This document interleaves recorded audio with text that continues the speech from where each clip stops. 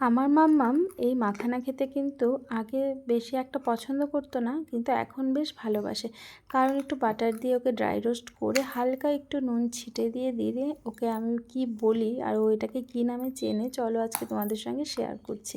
এখন মাম্মাম একাই ঘরে থাকে আর আমি কাজবাজ করতে পারি, আগে সেটা হতো না। এটা কি? কুরকুরে। তুমি কুরকুরি খেতে ভালোবাসো?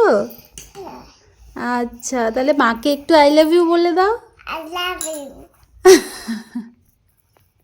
তো তোমরা তো শুনলে ও এটাকে কুরকুরি নামেই চেনে, আর কুরকুরি কথাটা বলি জন্যই ও এতটা ইন্টারেস্ট নিয়ে খাবারটা খায়, নইলে আগে কিন্তু খেতে চাইতো না।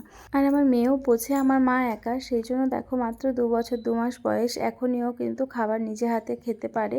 খাবার খেতে ভীষণ বায়না করে, কিছুই খেতে চায় না, নিত্য নতুন কিছু হলে মাঝে মধ্যে খায়, নইলে নয়। এখন মামামার আমি যাব সন্ধেবাতি দিতে, কারণ ও তো আমার এখন সব কাজের সঙ্গী।